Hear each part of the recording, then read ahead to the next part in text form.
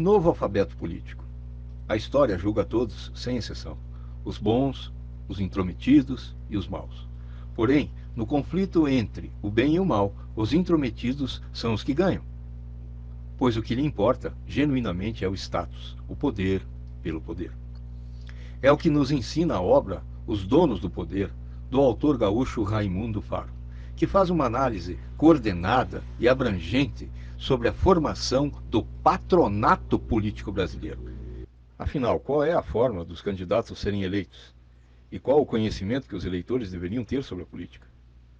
Poucos são os brasileiros que sabem ler o atual alfabeto daqueles que se julgam donos do poder político brasileiro. O que se observa hoje no cenário político e institucional é que enganar não é problema. Por mais que a ética sofra com isso, o político sedutor continua lisonjeando. As promessas dos demagogos seguem vindo e o discurso de melhorar a vida dos necessitados prossegue na fala dos políticos ainda hoje. E o sonegador? Esse continua burlando o fisco, apesar de arriscado. Nesse contexto, a população, vítima de todos esses enganos e engodos, acredita e se torna aliada deles.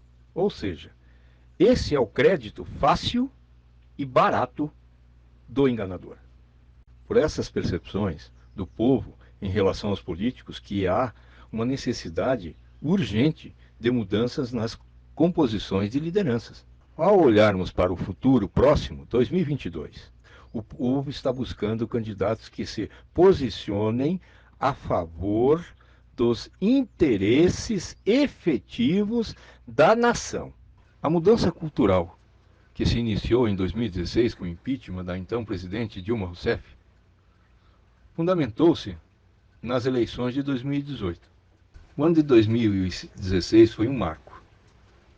Afinal, foi quando a população começou a entender que é preciso ter um olhar mais crítico em relação aos que os líderes eleitos estão realmente fazendo com o território nacional. Como são aplicados os impostos altos cobrados de cada cidadão, mesmo daquele que foi proibido de trabalhar durante a pandemia, ou pior, aquele que perdeu seu emprego? Foram obrigados, muitos, a fechar as portas, pela má gestão pública que não soube diferenciar distanciamento de isolamento.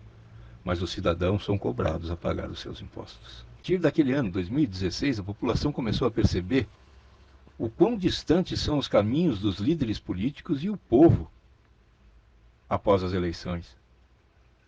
Se deram conta que cada parlamentar está mais preocupado em seus próprios interesses e do seu partido do que a nação. Como escreveu o rei Salomão em Provérbios 22:1, mais digno de ser escolhido é o bom nome do que as muitas riquezas.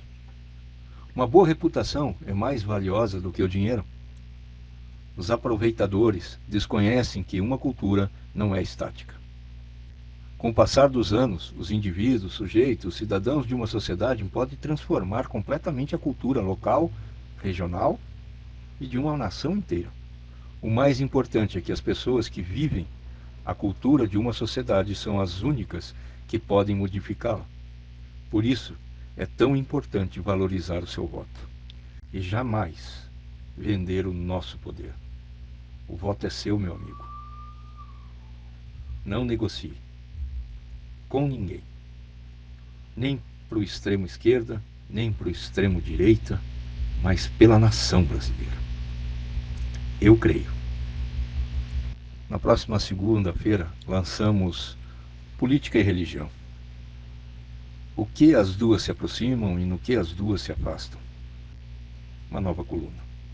Grato pela atenção e até a próxima.